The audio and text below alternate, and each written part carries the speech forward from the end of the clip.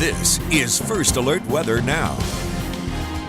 Hello and welcome to the Tuesday evening edition of First Alert Weather Now for the week. I'm meteorologist Thompson. And I'm meteorologist Messier. Another chilly one out there today, although it will be getting colder, so hopefully you made the most of today. And tomorrow, we will see at least somewhat decent temperatures before that drop really kicks in. Yeah, tomorrow's still fairly seasonal, but after tomorrow, we're really going to drop into some below normal temperatures for the holiday. Yeah, for sure. And we'll break down all the Thanksgiving events coming up in just a little bit, as well as a new edition of Weather-Wise. That's right. This week's Weather-Wise question was about the tropics, so I'll be answering that question. But first, here's a look at what you need to know as you look ahead to the holiday. Now we have in our first alert forecast some decent conditions on your Wednesday, some sunshine mixed in with some clouds, and we're going to have those temperatures drop. Winter-like temperatures are expected really beginning Thursday and continuing into next week. Now, of course, we are still watching your Thanksgiving travel forecast.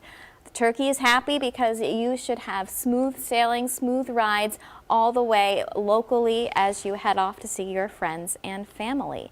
Now, in terms of what we're seeing tonight on our satellite and radar, clouds are pretty much encompassing most of the area. Those clouds we saw earlier from in the west have made their way east into our region, so mostly cloudy skies is what we're going to see overnight tonight. Temperatures right now are in the 30s. We're at 36 in Solon, 36 in Iowa City, and 35 in Cedar Rapids. Winds are pretty light, mainly coming out of the south and southeast at around 5 to 10 miles per hour. But what it feels like out there is the 20s and 30s. It feels like 24 in Fayette, 31 is what it feels like in Iowa City. So if you are heading to the grocery store for any last minute shopping tonight, make sure to bundle up. Now, as we head into this evening, we'll have temperatures cooling into the 20s, Corey. Yes, and I think bundle up is going to be something that you're all going to have to get used to over the next few days if you haven't already. I've got the winter coat out for sure. Yeah, I haven't had my winter coat out yet because it's somewhere in the back of my car, and I haven't dug through the back of my car in a little bit. But I have been wearing several sweaters and light jackets to make up for it. Yeah, fair enough. I totally understand. Now, we do have obviously some things going on this week. It's holiday week, probably a little bit of a break right around Thanksgiving itself, but meteorologist Joe Winters has this week's forecast for fun. Doing some cooking? Get outside. Make sure you take some time for fun as well, as we have lots of things going on across eastern Iowa. May involve a nice walk. Wednesday, again, looks good. Thursday, wind's a little stronger. Friday as well. It's going to be chillier as well. So if you take that walk on Wednesday and get it in, you'll be all prepared for Thanksgiving dinner with a high of 32. 26 will be our high as we work through our Friday. Now, as we take a look at Santa Tracker, we do understand that he will arrive at Lindale Mall in Cedar Rapids on Saturday, November 30th at 11 a.m. Looks cloudy and cold. Could there be a flurry in the air? Possibly, but it really does look like mainly dry weather conditions. Looks good for the turkey trot in downtown Cedar Rapids. That's a 9 a.m. trot of a 5K. Can be a walk, can be a run. 26 degrees as that begins. Tannenbaum Forest happens Friday, Saturday, Sunday at the Fest Hall Barn in the Amanas. We're looking at temperatures staying in the 20s as well. And as we look ahead at our craft and vendor market out at the Lynn County Fairgrounds, I think we'll be dry, cloudy skies, and that temperature near 25 degrees. Don't forget we shop local on Saturday, and it really does look quiet. 14 degrees. We start the day, 20 at noon, 19 at 6 o'clock as we once again look for quiet conditions as far as the weather is concerned. The good news is that happens on Sunday as well. The great news is more fun is to be had as we head toward the holiday season. That's why we'll continue giving you your forecast for fun. Now, your First Alert forecast with meteorologist Thompson. A chilly one if you're stepping outside again this evening. You can see that lower layer of clouds that has moved in. We've seen that increase throughout the day after a sunny start. Temperatures were a struggle today, only in the mid-30s right now for most of us. 31 in Dubuque, 36 in the Amanas. Winds are very light though, so that is certainly an improvement from just one day ago. We saw that during the day too. Now your First Alert keeps things all green over the next 24 hours. Precipitation not a concern. Wind also not a concern as we head into your Wednesday. Good news for what will likely be one of the busier travel days coming up tomorrow. Now we do have a good patch of cloudiness around here at the state. There is some moisture trying to fall out of it in the form of precipitation. However, we've got enough dry air near the surface. We just haven't seen any signs of that reaching the ground at this point. It's evaporating before it makes it all the way down to where we live. Probably going to keep that going throughout the evening too. Now, don't be shocked if you find a flurry or two. That is a possibility at times over the next 24 hours. As the storm system passes near the area, but far enough away that its biggest impacts will stay away too. Temperatures tonight, however, the mid to upper 20s on your first alert forecast. Cloudy skies from 24 in Charles City to 29 in Iowa City. Winds stay out of the southeast between about 5 to 10. But notice by tomorrow, our winds will shift a little bit. As the system gathers to our south, we're going to start to see that counterclockwise flow around it. Low center will be well to our south, but we'll be on the cooler side of it. Northeasterly winds by tomorrow morning. They will stay pretty light though as we go through the day. Maybe just slightly stronger than today, but not by a shocking margin. It should still be a pretty good day in terms of how things will feel. Now, temperatures will rise a little bit during the day too. We're gonna have this mix of sun and clouds. We'll call it generally mostly cloudy, but the sun will make an appearance here or there. But notice what's not making an appearance here in eastern Iowa, precipitation. Instead, we have clear of that until maybe tomorrow evening. A few isolated flurries may try to drop in from our northern portions of the state. Likely little to no impact for travelers. So if you are hitting the road tomorrow, things should be really in good shape. Same story Thursday morning ahead of Thanksgiving. During the day, if you're coming back, things should be good there too. A little bit more blustery. Winds will have shifted to the northwest, pulling in that cold air and keeping things rather chilly as we head toward the end of the holiday weekend. Now, overnight, or rather tomorrow, temperatures will be back into the mid-30s in the north, mid-40s potentially in the south, closer to the track of that low. So 39 in Manchester, we'll call it 44 in Mount Pleasant. Mostly cloudy, again, how we're characterizing it, but don't be shocked to see the sun time and time again, at least at times. Now here we are, Wednesday morning, wider picture of the system that will be moving across the central U.S., centered again down toward Memphis by tomorrow evening, but rain extending as far north as north central Missouri into central Illinois and Indiana. Wet road conditions if you're headed that way, but staying pretty quiet here in Iowa. Now, there will be a little disturbance that moves to the Dakotas on Thanksgiving for traveling that direction, but most of the central U.S., save the Great Lakes, where lake effect snow will be taking place, most of us stay dry. Now, by Friday morning, a little disturbance moves in from the northwest. It brings a swath of very light snow as it tracks to the southeast. That'll be arriving in areas of potentially western Iowa, northern Missouri, by about Saturday afternoon, but notice it's just outside the TV9 viewing area. Now, if you do have travel plans out that way, that is something to keep an eye on. We will be, of course, keeping an eye out between now and then as well. Black Friday, though, in between, looking dry. Temperatures in the mid-20s, you saw that in the forecast for fun. It will be a cold set of shopping conditions if that's part of your plans to wrap up the holiday weekend. It does look like it stays dry though. Eventually we do see a slight bounce back in temperatures by the middle of next week. That very slim chance of a little bit of light snow toward next Wednesday too. But overall we are missing the pattern, at least here, in terms of getting the biggest precipitation chances. And that is something to be thankful for this Thanksgiving. People in Iowa should have easy travels for the holiday. And that's not necessarily true everywhere in the world. Here is a look at Philadelphia's airport, where, of course, flight patterns are picking up in terms of seeing more passengers taking the skies. So far, there have been no major disruptions from the weather, but storms could impact a number of major airline hubs coast to coast as we go through the week. So that's obviously a factor for folks that are doing travel that way. Yeah, really need to think about that if you're doing any long-term flights. ABC's Jacqueline Lee reports on the severe weather threat. The travel madness surrounding the holidays is in full swing. The FAA is saying more than 50,000 flights will take off today, the most of the holiday week. I haven't seen my parents in like 5 months, so I've been telling everyone at work that I'm going home for Thanksgiving. I wasn't thrilled about traveling this week because I'm always scared about delays. The Transportation Security Administration says it is expected to screen 18.3 million people from now until Monday. Very stressed out about delays, about waiting in lines. I don't like waiting in lines, so we need to get early.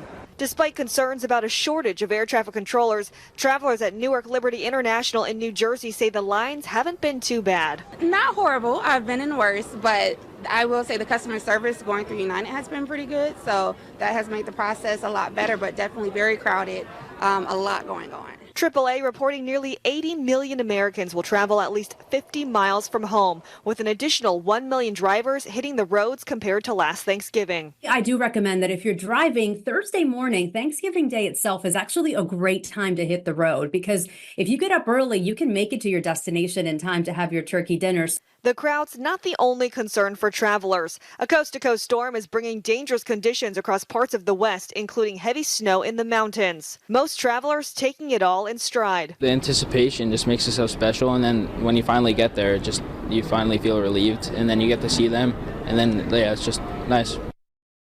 And there's a bright spot at the pump, with the national average for a gallon of regular gas getting close to $3. This is the lowest it's been since 2021. Jacqueline Lee, ABC News, Los Angeles.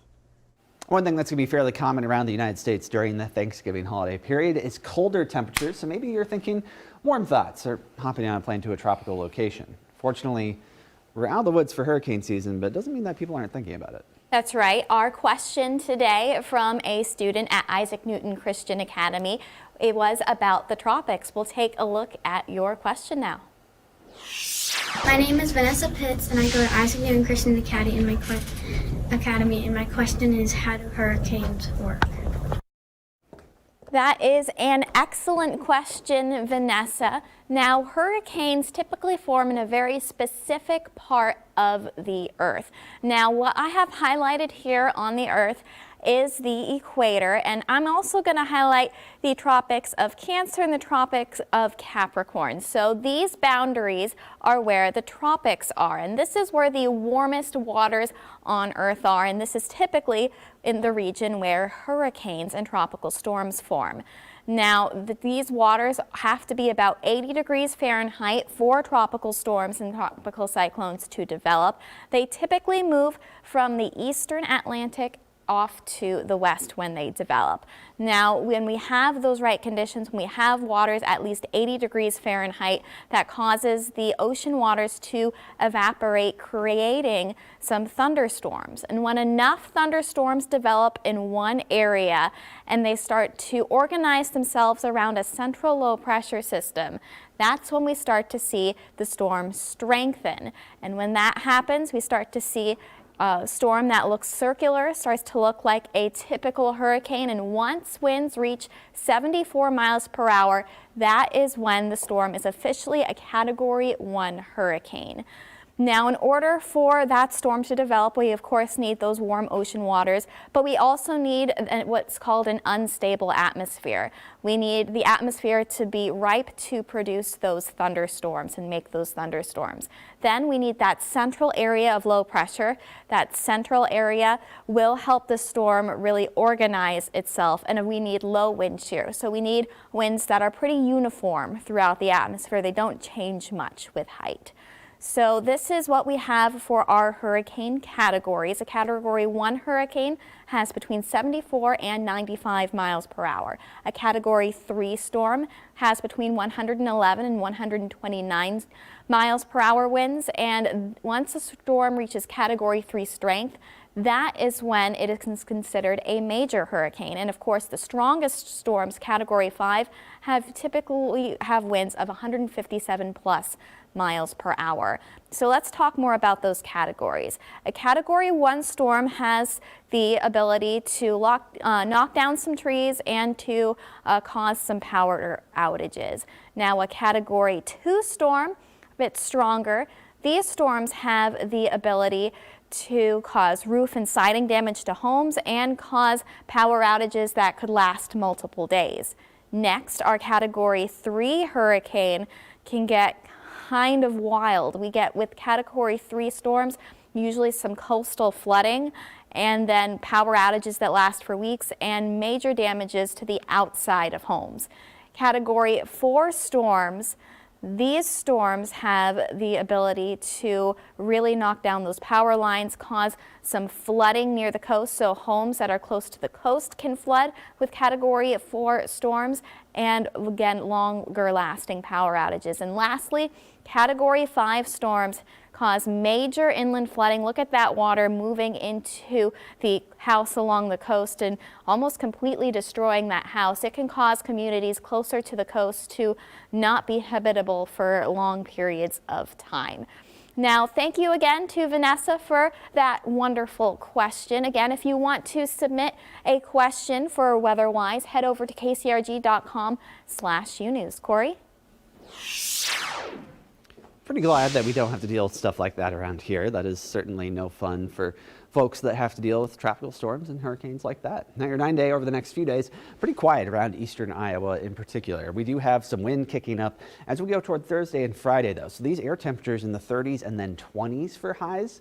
Yeah, it's probably going to feel a little bit colder than that when you factor in winds out of the northwest between about 10 to as much as 25 miles per hour. Maybe knock about 10 degrees off that at times. That pushes our overnight lows pretty close to that 0 mark as we start off, especially Saturday and Sunday. Now, winds should get a little bit lighter as we go through the weekend, although not by a major degree, still fairly blustery. That will set up those temperatures that will be cold as we kick off the month of December. Is that unusual though? No, we certainly do see our share of days in the 20s for December in terms of our highs. Now this early in the month, a little bit more on the unusual side, but we do still see that pretty decent variation.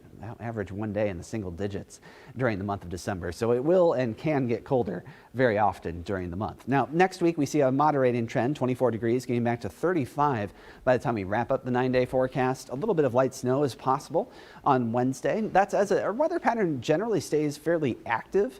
The overall path of those storm systems that'll be moving through that weather pattern, though, staying just outside of our area still. The closest one we're going to come to is on that Wednesday chance, and right now it's a glancing blow at best. So something we're going to keep an eye on, but we really look like we're lucking out in terms of our holiday time frame here.